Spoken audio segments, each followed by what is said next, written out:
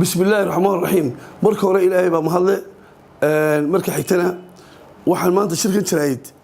shirkada maanta aan isku keenay wuxuu daaran yahay in dadweynaha la socodsiino faldambeed kasta dhaca sida waxa amray taliyaha ciidanka booliiska in faldambeed kasta oo culus la socodsiino dadweynaha magaalada Hargeysa taariikh markay 23 bishii 2019 abaarnimada habeenimo waxa baabuur weyn oo UD ah laga dhex ka haystay magaalada Hargeysa waxa ka haystay kirishbooyigii baabuurka la socday isla markii warkaasi soo gaaray ciidanka booliiska waxa uu taliyaha ciidanka booliisku amar ku bixiyay ama ku siiyay dhammaan ciidamada fadhiyada booliiska ay ku sugan yihiin inay qabtaan baabuurkaasi maadaama uu soo maray galka wartamaxaad oo ah soonaha qaybta booliiska Oodweyne iyagii ayaana gacanta ku dhigay baabuurkaas weyn ee UD ah isla shalay 9kii subaxnimo waxay ciidanka booliisku qabteen baabuurkii lala baxsaday ee UD ah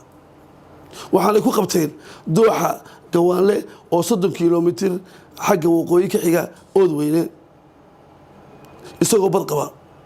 waxaana baabuurkaasi qabtay ciidanka booliiska ee Oodweyne iyagoo ciidankii booliiska ahaa ee halkan ka diray taliyaha ciidanka booliisku iyo dhibanayaashiiba ay dooxaasi isku tageen iyagoo wada socda baabuurkiina gacanta lagu hayo oo bad qaba taasi waxay marag muujin cad u tahay sida ay ciidanka booliisku diyaar ugu yihiin faldambiyeed kasta oo dhaca ka hortagiisa soo qabashadiisa si ay ciidanka booliisku gacanta ugu dhigahayeen ciidanka booliisku si aad iyo aad ayuu taliyaha ciidanka booliisku uga amaanay soo qabashada baabuurkaasi waxaana arki kartaan baabuurka xalay la xaday labadii habeenimo ee haddana isla 9kii subaxnimo ay ciidanka booliisku qabteen baabuurkiina halka buu yaala xerada waana arki doontaa taliyaha ciidanka booliisku wuxuu si adag amar ku bixiyay in la daba galo waa lagu maqan yahay baabuur iyo ciidan baa ku maqan insha Allah bismillaah kariim waxaan rajaynaynaa in gacanta lagu soo dhigo si maxkamadda lagu horgeeyo waxaana dadweynaha si bog lagu codsanaynaa inay falalka noocaas ah ee foosha xun leh ee dembiga ciqaabeed keeni karaya inay ka waantoobaan oo aanay ku kicin intaas ka bacdi taariikhdu markay ahayd 14 bishii 12 2019 waxaa dembi ka dhacay magaalada Wajaale askari booliiska ah ayaa si wada kaca isagoo garashadiisa iyo maankiisa leh wuxuu u dilay marxuun ayuu halka ku dilay Soomaaliland ciidanka booliisku gacanta ay ku soo dhigeen ninkii faldameedka geystay iyo labadii askari ee la socday ee burcadnimada geystay iyaguna way xiran yihiin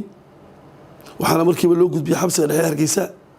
askarigii dambigaasi galay waa qiraal sida uu qabo qodobka 68 ee xalka ciqaabta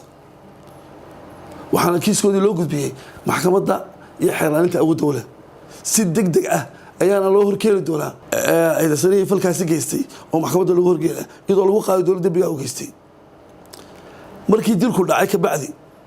waxa Wajaale ka dhacay banaanbax ay dadweynuhu sameeyeen hase yeeshee ciidanka booliisku waxay ka hortageen oo ay si aad u xakameeyeen si aanu magaalada shoobrahaasi ugu faafin magaalada Wajaale oo ah magaalo ganacsi dadkii shoobraha sameeyay waana cid kalena uga faa'iideysan kula soo dhexdhooban maadaama oo ay tahay meel ganacsi oo ah isha Soomaaliland ay dhaaf ku hayso si adag ay uga hortageen taliyaha ciidanka booliisku si adag ayuu u amaanay ciidankii booliiska ee saldhigga Wajaale ee sida xilkasnimada leh ee waayo-aragnimada leh u xakameeyay banaanbaxaasi ee ku faafi lahaa magaalada isagoo banaanbixii socdo ayaa niman ka tirsan ciidanka booliisku